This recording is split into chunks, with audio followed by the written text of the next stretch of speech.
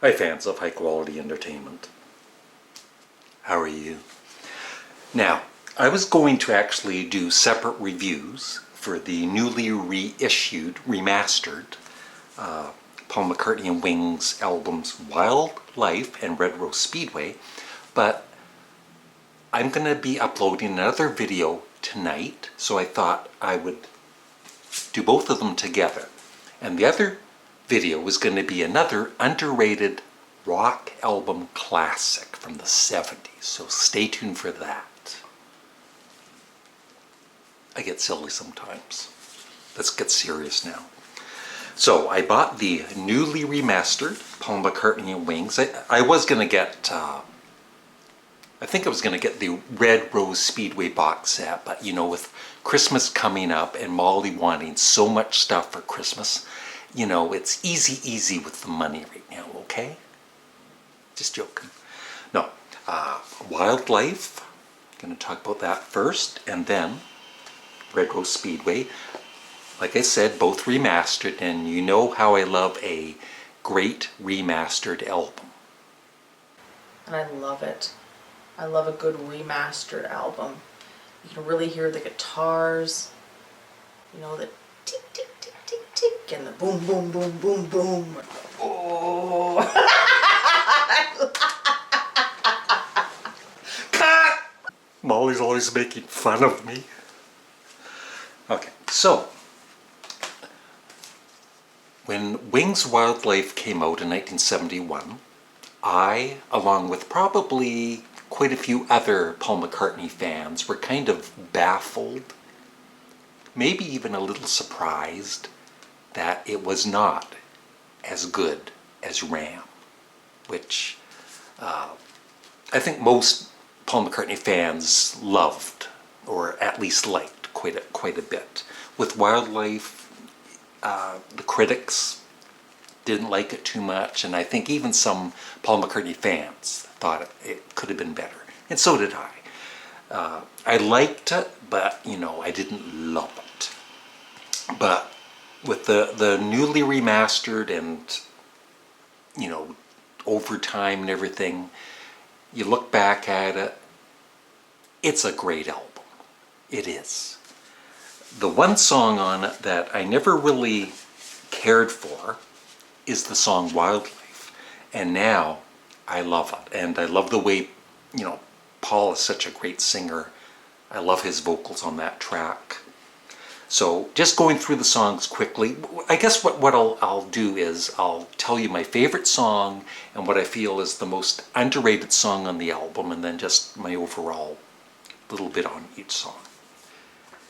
And also for the remastered 2-disc, there's bonus audio, which I don't even think I'll listen to it completely. It's home recordings. You know, I've gone through it a little bit. I'm really not, I really love, you know, I don't mind bonus materials, and sometimes I really enjoy it, like with the Beatles' White Album. But this isn't as interesting to me. I just prefer listening to the original album remastered. Mambo. I love the music in it. I mean, there's really no lyrics. Paul's just ad-libbing and, you know, gibberish and everything. But the guitar work, everything, it's a fun song. I enjoy it. Bib Bop, Bip Bip Bop. I've always really enjoyed, possibly loved, but it's not as good to me as Mumbo, but still, I really do enjoy it. It might also go on maybe a minute too long, but I enjoy it. Love is Strange is the first proper song, and it's a cover version, and it is excellent. I've always loved it. Wildlife, which I had just talked about, I love it now. Flipping over the album, I Am Your Singer. Sorry, Some People Never Know. That, I think, is, well, it's actually between two songs, so I'm going to skip saying what I was going to say and just say I really appreciate it more than I did. I always really enjoyed it, but it just kind of one of those forgotten Paul McCartney songs. And when you hear it again, it's like, oh my God, this is great. Really, it really is. I'm Your Singer. I love it. I know some people don't care about Linda McCartney's voice and, she can't sing, can't play keyboards. I think she's excellent. And I really, truly love the song. Bip, Bip, Bop, Link is just, kind of a filler in a way. It's okay. Tomorrow. I think Tomorrow is the most underrated song on the album. I also especially love the ending where it kind of goes into this Elvis Presley kind of a voice. So it's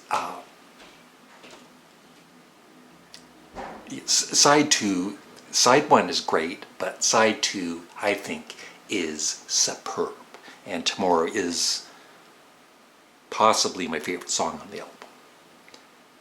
And then there's Dear Friend, which is of course supposedly Paul answering back to John Lennon for the attacks that John made on him on the Imagined album with How Do You Sleep, and it's a very emotional, great song. It's not, like I said, it's not, I don't love it as much as Tomorrow, but I still love the song. And then Mumbo, the Link, the little crazy little guitar stuff at the end. I love when he does that. He just goes on a tangent and gets kind of experimental, even if it's just for like half a minute or whatever. It's fun, and I always enjoy that. So this is, I can finally admit it, this is a great album. It's not one of his best, no, but it's friggin' Paul McCartney, and through time and space, this has become, for me, a great album. I'm going to show you the two discs, just like the original vinyl, sides A and side 1 and side 2, and comes with a little booklet. But I'm not gonna, I refuse, because I'm too busy this Christmas to scan all of the photos and send them to you. I'm not showing you all the pictures. Got things to do. So next up is Red Rose Speedway. This is the one early Paul McCartney album that I never really gave a chance to. When it came out, my brother had bought it. I think he liked it, and I might have heard a bit of it. I found Mael to be really sugary sweet, and kind of turned off by that. And most of the rest, I liked Big Barn Bed. I used to call it Big Barn Red. That's how much I listened to the album. But it was catchy, but the rest of the album, it just never registered with my brain. And so I never really, like I said, gave it a chance. This newly remastered version, I first heard it on Spotify before I bought this, before it was remastered, and I realized then, oh my God, this is actually a good album. And now, I will say this, it is an excellent album. It's better than Wildlife, and let me talk about the songs. I'm so excited. Here's the two discs, of course. And the second disc on this one I will listen to, because it's got some, Mary Had a Little Lamb, and Hi, Hi, Hi, Sea Moon, Live and Let Die, and Seaside Woman, and all kinds of really good stuff. So I will definitely listen to it more than once. And then it's got the booklet with basically the stuff that was on the original vinyl album. So Big Barn Bed, that used to be one of the only songs that I enjoyed on the album, and now it's one of my least favorite, but I still think it's a great song. It's very catchy, and I totally understand why a lot of Paul McCartney fans and Wings fans love the song. It is great. But I love other songs on this much more. My Love, I've actually, through the years, grown to absolutely love it. In the last few years, I've always loved it. And of course, the highlight is the guitar solo. I won't say the guy's name because they always mess it up. Henry, blah, blah, blah. And I guess he made that guitar solo up on the spot, first take. And it is it's what really makes the song. The song is great to begin with, but Henry's guitar solo is what puts it over the top. It's a great song. Get on the Right Thing. I believe that was recorded for Ram. I could be wrong, but I've been wrong once before. And it's got like a Stevie Wonder vibe to it, and as you can see, it's got this message to Stevie Wonder in Braille, just like the original album. It's got like a Stevie Wonder vibe to it. It's excellent. I love his vocals on it. One More Kiss. Oh my God, what a great love song. Give me one more kiss. Sorry, I won't sing anymore. The most underrated song I feel on the album is Little Lamb Dragonfly. Now, I might have heard it once or twice through the years, but just the title alone turned me off of the song and thought, not another sickening, sweet Paul McCartney song. It's like, oh my God. And it is kind of, I guess, a sweet song, but his vocals, the music, everything, it is definitely I feel the most underrated song on the album, and also one of Paul McCartney and Ween's greatest songs. Single Pigeon, it's great. I love it.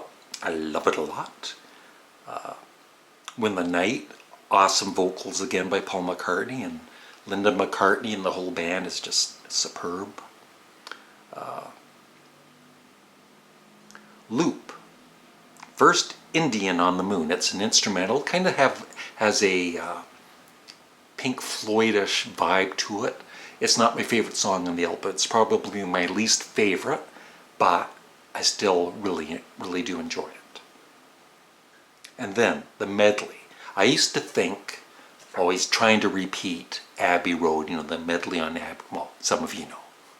The medley on Abbey Road, and make another, masterpiece or whatever, and failing miserably. It's like, oh my God, it sucks. I did listen to it in the past. I thought, it's stupid. It doesn't even work. It works. Now it works.